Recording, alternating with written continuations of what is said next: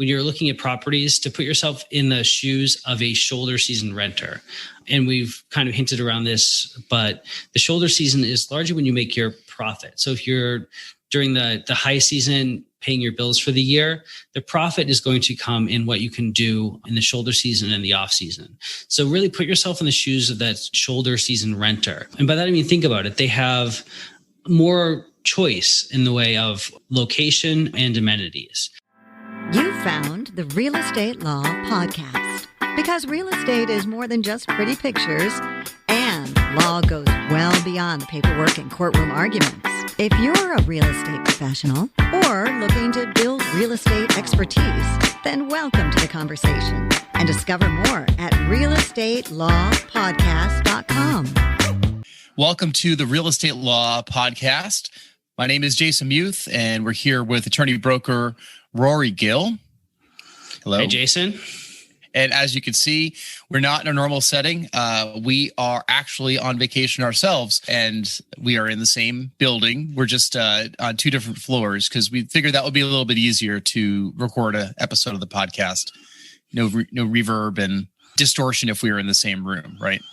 Yep. And a little bit more of a relaxed tone from us this week. Yeah, I think so. I mean, like we have our dad shirts on. Like this is like my favorite dad shirt. I wear this everywhere. I actually think I got this before I became a dad. Well, before. And I don't know, Rory, if you think that's a dad shirt, but that's definitely a dad shirt in my mind. It sure is, yes.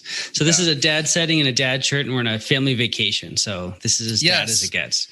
It is. And, we just happened to bring our microphones on vacation in case we had a little bit of time to record a podcast episode or two. And I think we finally found the time where we could record. And, we have a 2-year-old and she just requires a lot of attention. If we were trying to record with her, she'd be sitting with us. She'd be watching Cocomelon in the room. She'd be making some noise. But, we actually have somebody watching her right now, and we have a good block of time that we could actually chat a little bit about real estate and real estate law and not be distracted by our lovely 2-year-old daughter. Mm-hmm. So here we are in New Hampshire, and we're actually sitting in one of our vacation rentals. This is the one that we've had the longest.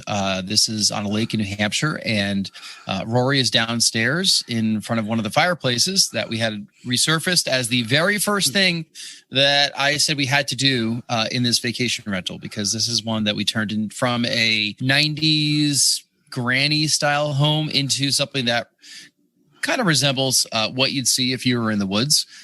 So we got some gorgeous lake stones and lake veneers to put on top of a brick fireplace. And we had a mason do that one and the other one behind us. And actually looks for a great setting for a podcast like this. And unfortunately, I have not much behind me. I was able to steal the Hobby Lobby special boat for something behind my shoulder. But this exercise in trying to find some settings for our podcast recording actually got me thinking a little bit more. Rory, I'm really bad at getting tchotchkes for around the house. Well, it's the way we live at home. We don't like to have lots of tchotchkes at home. So why would we do it on our vacation properties? But vacation properties are very different from other kinds of properties. And that's one of the things I wanted to talk about today. Well, perfect. Well, yeah, today's topic is about how to evaluate a vacation rental market. We're actually going to do a 2-part series on this because we could probably blab on and on and on about it. But we like to break these up into manageable episodes in which you could listen. So, tchotchkes that was not on your list, but just the exercise. It's not, but just the exercise of getting walking around the house saying like, oh, what would be good for a good setting? I probably could have hung stuff up on this wall. But what I just reminded myself of is I need to get some artwork for that wall. Like it's just well, you know what? We moved the bed. That's what it was. Like we're upstairs in the master bedroom, and we just upgraded our bed to a king bed, which is great. So our vacation rental listing doesn't even show the fact that we now have a king bed here.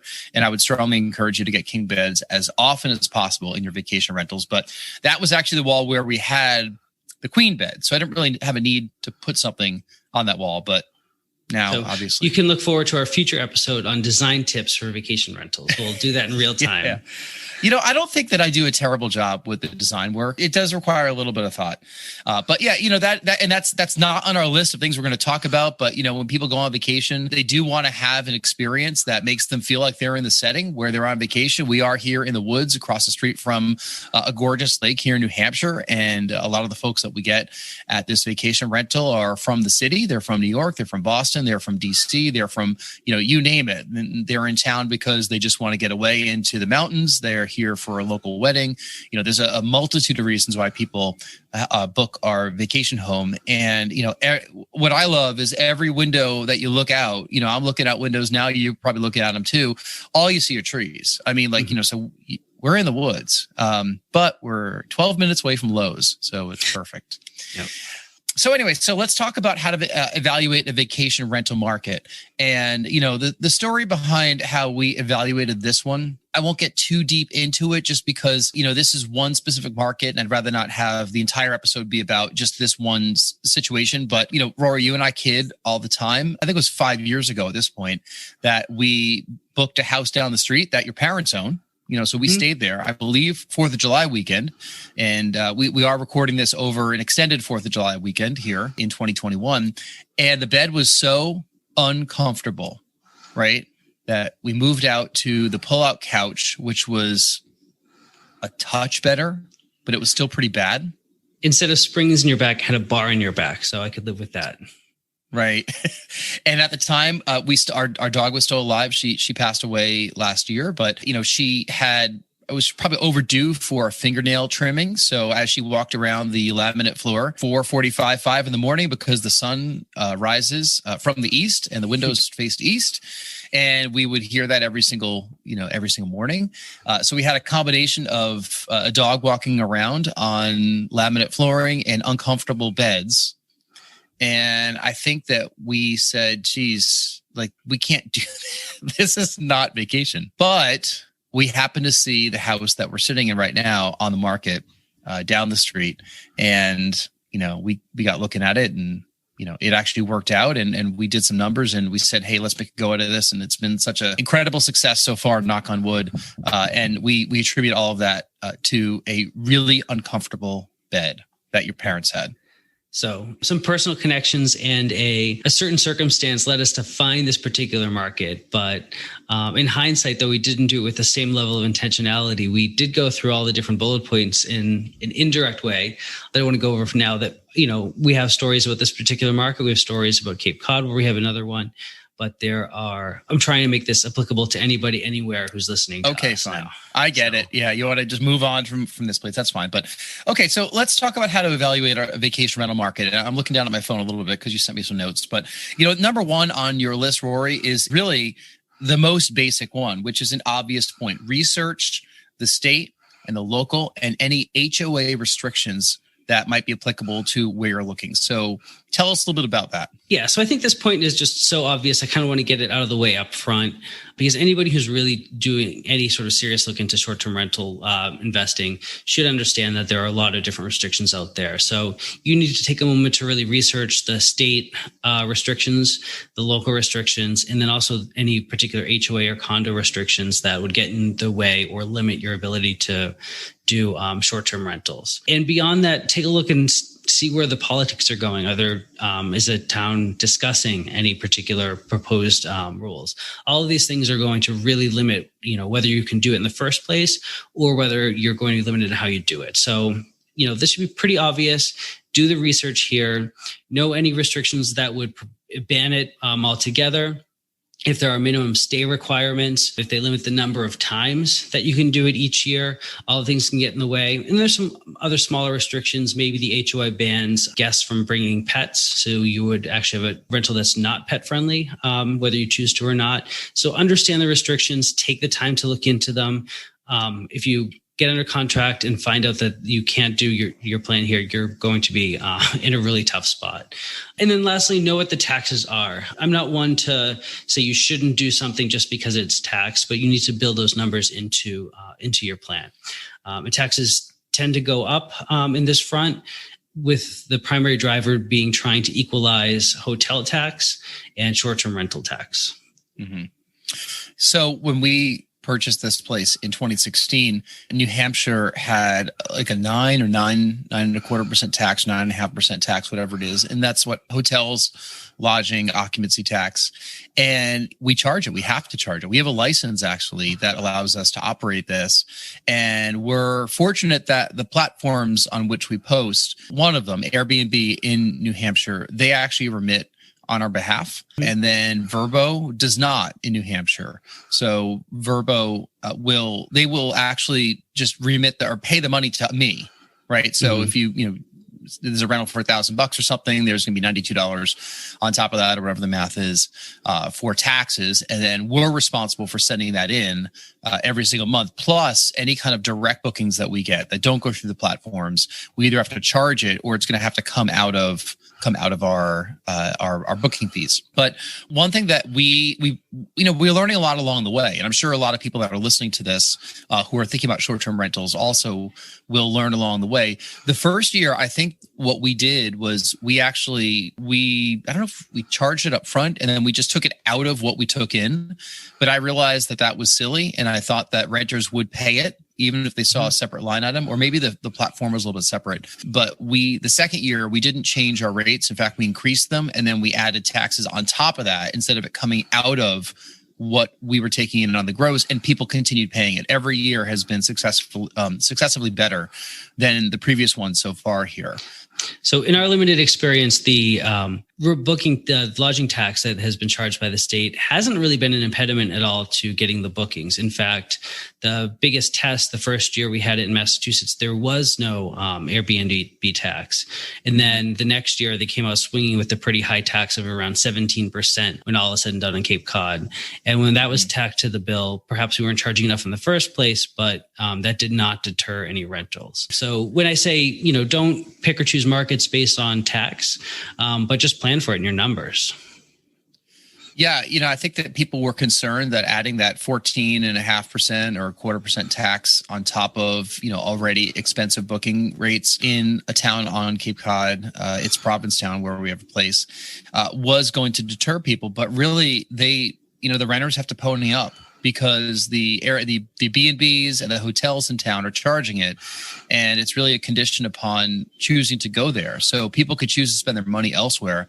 But if they want to spend time in that town and rent lodging, the renters are going to be responsible for the taxes. In fact, I don't think I'm sure there are some, but I'd be surprised if operators of lodging were going to absorb a near 15% tax in the rates they were charging. It's one thing if it was a less popular or declining in popularity destination. And last year in 2020, COVID restrictions, we're not out of it yet, but last year it was really, really cracked down. So, we adjusted our rates. People were adjusting their rates. They were taking deals however possible left and right. But, we were still obviously charging the tax because as per our license, Commonwealth of Massachusetts, we have to. And one of the good things with Airbnb and VRBO in Mass is both those platforms remit on our behalf. So I never see the money that is charged for taxes that I then have to remit. The only remission that we have to do, if that's the correct word. Am I using the right word? That right? Is correct. Yep. The remittance. Okay. Yep. Remittance. Remission. That's what happens, when you conquer cancer. Remittance. So the remittance that we did is with the direct bookings. So if we have anyone that books with us ourselves, we're going to have to declare that money and then pay a tax to Massachusetts for that. So we talked a lot about taxes there, but think about the rest. HOA restrictions. That you put that into the most obvious as point number one. You were researching property for a friend of yours who might be looking for a place in Provincetown, for example. And what did you uncover regarding some of the restrictions for that specific association? So that one had both a frequency and duration requirement. So the minimum rental period was 30 days, and you could only rent it out up to 3 times a year. So in theory, you could rent it out all to the summer, but fairly longer term tenants that you could rent it out to. So the common weekly rentals, which are the most profitable in that market, were forbidden. And later on, you hear that I care very much about the shoulder season. So having the weekenders come in the shoulder season would be out of the question. So that property would not be a good candidate for a short-term rental. And as a result, the property values of the building are noticeably lower as a result of that particular restriction. Right. And, another thing you might want to consider is thinking about these vacation markets already, versus some of the urban markets where they're still working out the rules. They're not used to having short-term rentals in a lot of cities or in a lot of suburbs that aren't really vacation destinations. Just a suburb just outside of Boston or just outside New York City that is tree lined and quiet and has great public schools. They're not used to somebody just buying a place and starting to do vacation rentals. So they might not have the rules written just yet. And, these rules do evolve.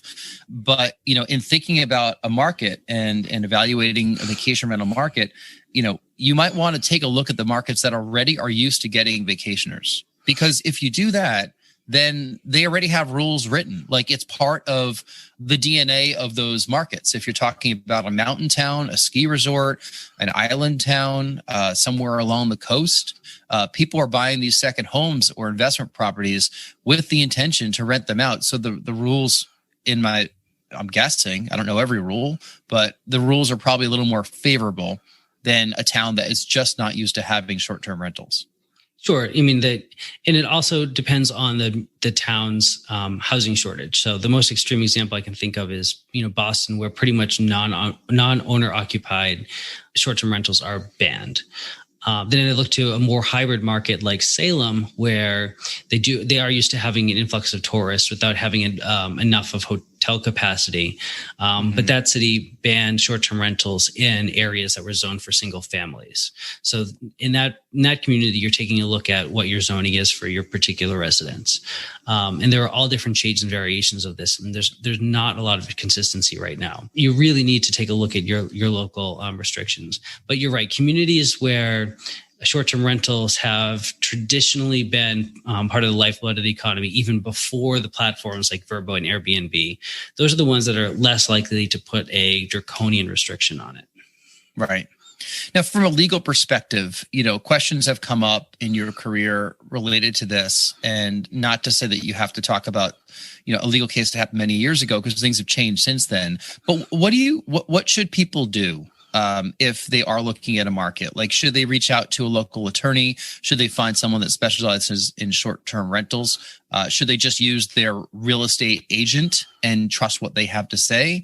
Should they use the attorney that's going to close that deal? Like, what should a buyer do? Almost all of the above. You want to get as much professional advice as you can in the process from your real estate agent. Certainly, you want to talk to your attorney about that, because that's going to be a critical requirement. And don't leave it just up to the professionals. Do some research on your own. Each profession works a little bit differently. A real estate agent is going to go on kind of what's known, what their representations are, and a base level of the documents. The attorney is going to look at the deed records and what's perhaps on record with the ordinances, but they may miss things such as upcoming proposed ordinances. So it's up to you to really do the research on your own, but lean in and get the professional advice too. Right. Okay.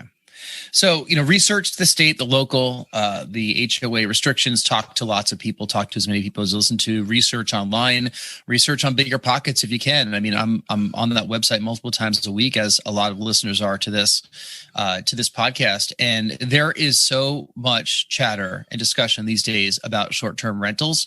Maybe it's because I've noticed it, because I added it as a keyword, which if you don't know, on Bigger Pockets, you could throw keywords into there and then get notifications when people talk about those keywords. But I put Airbnb and STRs as keyword notifications, and I'm just flooded with conversations about it. So I think a lot of people are considering this as a real estate investment, as a good asset class, which is great. Another place to look, though, also is the Airbnb community forums on the Airbnb site. It's a biased forum, and it's largely unmoderated, but a lot of the content I've seen on there has actually been relatively good. So if somebody's looking in your particular market, don't rely on it, but add that to one of the sources that you take a look at, the Airbnb community forums. Excellent advice. I actually haven't done that, so I'm going to have to bookmark that as well. You haven't mentioned my pink microphone yet, Rory. I'm a little disappointed about that. But that's the most festive thing in that shot, aside from your shirt. my dad's shirt. This is great. Yeah. So I'm if you're listening to this and not watching it, I brought some microphone covers and I decided to jazz it up and move away from black. And now I have a pink one and a yellow one and a red one. And I chose pink for this one. Okay, let's move on. So the second thing on evaluating a vacation market rental, if you were in the market looking for places, is avoiding extreme seasonality. Tell us about that, Rory. So if you look into vacation rental markets, a lot of them are going to have some element of seasonality. If you have a house on the beach, your high season is the summer. If you have a ski lodge, the high season is the winter. But my tip of advice here is to avoid properties where you only really have one operating season. A lot of things can go wrong with it, and you're missing a lot of the opportunity to really grow and make profit. So if you're contained to 12 weeks in the summertime, and you have bad weather, or if an unforeseeable pandemic, for example, comes and hits right in the middle of your high season, you're going to have a very difficult time recovering and supporting the property for the year. And it'll wipe out your property. Plus, it limits the amount of creativity and the versatility you can show in preparing the property for different seasons. But, I'm not saying avoid any and all seasonality. If you have a ski lodge, understand what are the activities, what's the draw in the spring, summer, and fall. And you'll most likely find some reason why there are people coming in those seasons. But if you can't find any, that's a red flag that this may not be the most versatile short-term rental. The time people are on vacation is usually when they start looking at real estate. I think everybody does it wherever they happen to go. If you own your primary home, you're probably looking at other real estate when you go on vacation. If you're going to Hilton Head, if you're going to the Cape, if you're going to Palm Springs, wherever you travel, people are curious, right? They'll grab their Trulia app. They'll take a look at the free newspaper at the grocery store. They'll scan around Realtor.com or Zillow, whatever, and they'll start thinking, what if, right? Like, oh, it'd be great to own here. I mean, we've been out to Hawaii. I've been out there a bunch of times. You came actually 4 years ago. We were out in Hawaii, right? Around this time of year. And I would love to, own something in Kauai. Maybe someday. There's a lot of rentals out there. It's very rental friendly because people vacation there all the time. But when you're there, you think about it, and then you come home and life gets in the way again, or you start worrying about work or school. So, that was just more of a pipe dream then.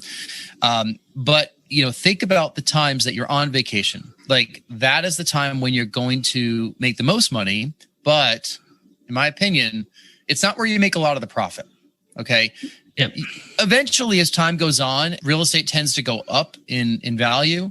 And, we'll probably look 10 years later at something that you bought 10, 15 years ago and say, whoa, what a great deal. But you should be able to cover your full expenses, everything, your mortgage, your taxes, your interest, even your utilities, in my mind, everything. You should be able to cover that with your high season. And the shoulder season is usually where you make your profit. And then as you spread that across all 12 months of the year, you can figure out what your cash flow is. And you just have to be good, with managing your cash as it comes in throughout the year. After a summer in a vacation rental destination that is very summer friendly, you should be flush with cash. But you need to reserve that money for the winter when it might be a little more lean. Now, the good markets are the ones that you can carry throughout the year, or 9-10 months around the year. Like New England, for example. We'll talk once again about New Hampshire. So in the summertime, it's great. People want to get away. You're in the woods. You're in the lake. There's a lot of recreation. There's great places to eat. You're not too far from the seacoast, at least here. You can go up to the White Mountains. You have a lot going on up there. You can go somewhere like York, Maine, gorgeous town right there on the ocean. I'm sure all the places are packed all summer long. The question is, what about the fall? New Hampshire happens to be a good fall market because of leaf peepers, weddings, people just looking to get away when the weather is probably still good in September. And then October, November carries into apple season, leaf peeping season, then the holidays. The mud season, as we call it, February, March, it's not as busy. This year happened to be super busy for us, which is great because if you can get even the worst seasons kicking for you, then you're going to have a great year. I'll take a couple extreme examples. So if you look at Fry Island in Maine, it's a small community inside Lake Sebago, and it's has an official population of 0 because nobody can live there year round. In fact, they close at a certain point in the early fall, and they don't reopen again for the summer. So if you had a rental home there, it may be lovely and wonderful, but you are really boxed into terms of what you can do. Even if you wanted to, you couldn't come up with a a plan for the winter time. So you are limited to that time period and that time period only. And it's going to create a pretty hard ceiling for you in your business plan. Put contrast to the market in Provincetown, where yes, it's a summer destination. That is the height of the season. You'll make the bulk of your money in the summertime. But the community is doing a really good job extending that into the shoulder season with lots of activities in September and October, even into December. And before the pandemic, they had started running the ferry on weekends into December. They expanded the season outward into that season. Yes, it has a quiet season, but now think about that as a property owner. You have a lot more creativity and things that you can do to bring people there year round. So take a look at that. So avoid the extreme seasonality. Seasonality is part of vacation rentals. You may have a couple months a year where it's completely dead, but avoid just an extreme limited season. Right. Dovetails right into, your third idea for when you're evaluating the potential of a vacation market, which is that shoulder season. And, people they're not really thinking about the months that they might not normally go on vacation, but those are just so critical. As you just mentioned, that is really where you can make some money on a place. And I'll even say, it surprised us around here that how many bookings we were able to get throughout the year. And strategically, what you're going to want to do as you're taking a look at your property is you're going to want to adjust your pricing. You're going to want to adjust your requirements. So you might want to have a 2 or 3 day minimum in the off season or the shoulder season. And you might want to adjust your pricing downward a little bit if you're really looking to maximize your yield and the number of days in which your place is occupied. You also might want to think about converting some of those off-season months into some longer-term rentals. And I'm not saying like a 12-month rental, but we get requests all the time about people that are looking for a furnished place. And I will say most of those requests aren't going to work out because it's just someone that's looking for a typical long-term rental for like 2 or 3 months, and they're not looking to pay the short-term rental rates, which could be extremely much more expensive. That's really why people are getting into the short-term rentals. If you're going to rent a place in a vacation market to somebody for 12 months, maybe you're going to rent it for $2,000, just throwing a number out there, right? But think about the most extreme months that the demand is the highest. If it's the summer months, that same place on a weekly basis could go for more than $2,000. So you have 11 or 12 weeks right there where maybe you're getting $4,000 or $5,000, $6,000. You can't rent it to somebody for 12 months. Like the numbers don't work out. And as a property owner, if you're looking to maximize the amount of money you're going to make, it just doesn't make financial sense to do that. However, in the off season, we found our way into some rentals. It does make sense. We had a neighbor here who was pregnant and her parents were going to come help with the baby after it was born. And they're looking for a place for a couple months. It happened to coincide with the off season. We actually had one booking that was during that entire block. And the booking ended up canceling. And then I reached out to her and said, hey, listen, I got a couple months for you if you want it. Mm-hmm. We worked out a rate where basically it covered my costs, maybe a little bit more. We were fair because we were neighbors also, and we know them and wanted their mom and their parents to be comfortable when they were here. And I think it worked out well for everybody. After the couple months were over, they were, very thankful that they were able to stay here, spend some time with their newborn for a couple months. I was grateful that I was able to get a lot of my expenses covered, and it worked out. Sometimes you'll find your way into those kind of situations. You should always keep your ears open if people are going to reach out to you directly because they might be neighbors that live there year round, or they might know somebody. I would say those are more rare, but it has come up a couple of times. I had some people that looked at this place and they were looking to get away at the very beginning of the pandemic and just needed somewhere to escape from New York City. And if you remember, we rented to people for a month in like 2-week increments. So they came for 2 weeks and then they were able to extend because, work was still closed. But that kind of stuff happens. And then kind of the last tip I want to give in this episode before we break is when you're looking at properties, to put yourself in the shoes of a shoulder season renter. And we've kind of hinted around this, but the shoulder season is largely when you make your profit. So if you're during the high season, paying your bills for the year, the profit is going to come in what you can do in the shoulder season and the off season. So really put yourself in the shoes of that the shoulder season renter. And by that, I mean, think about it. They have more choice in the way of location and amenities. So if in that shoulder season you're that buyer, where would you want to stay? And is the place you're looking at or considering making a vacation rental, it doesn't meet that criteria. So, in the summertime, in a high season summertime, people may be more willing to rent a property a little bit farther from town or the central attraction and walk.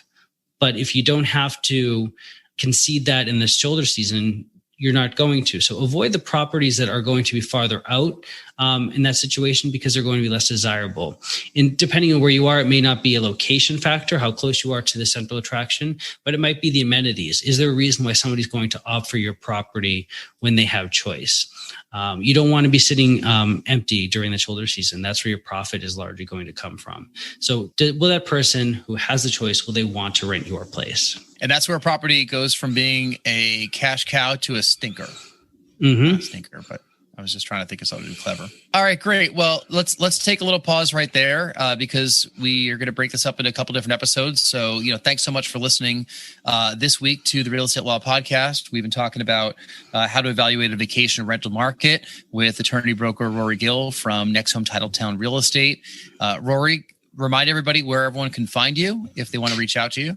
They can find me personally at urbanvillagelegal.com, or you can also find myself and my real estate team at nexthometitletown.com. And if you're listening to this as a podcast, thank you for listening. Hopefully you'll subscribe and give us a great review on the Apple. I don't even know it's called the iTunes Store anymore, but if you're on Apple or Google, give us a great review there. We really appreciate that. If you're listening to this on YouTube, you can give us the thumbs up. You can subscribe so you're always notified when there's new episodes that come out.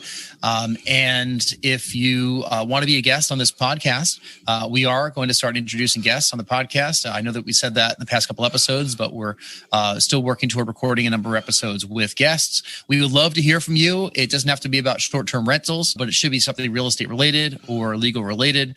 So drop us a line. We're going to actually have a form in which you can fill out shortly, but you could email Rory at nexthometitletown.com or the address he gave earlier, or you could reach me at jason@nexthometitletown.com and we'll get that set up. So, yeah, but we're looking for anybody with an interesting perspective on real estate investing or just the real estate industry. Excellent. All right, great. Well, Rory, thanks once again. Stay tuned for part 2 of this episode of the Real Estate Law Podcast, talking all about how to evaluate a vacation rental market. Till then, right. Thank you. Bye. Thank you. This has been the Real Estate Law Podcast, because real estate is more than just pretty pictures, and law goes well beyond the paperwork and courtroom arguments. We're powered by Next Home Titletown, Greater Boston's progressive real estate brokerage. More at nexthometitletown.com. And Urban Village Legal, Massachusetts Real Estate Counsel, serving savvy property owners, lenders, and investors. More at urbanvillagelegal.com. Today's conversation was not legal advice, but we hope you found it entertaining and informative. Discover more at realestatelawpodcast.com. Thank you for listening.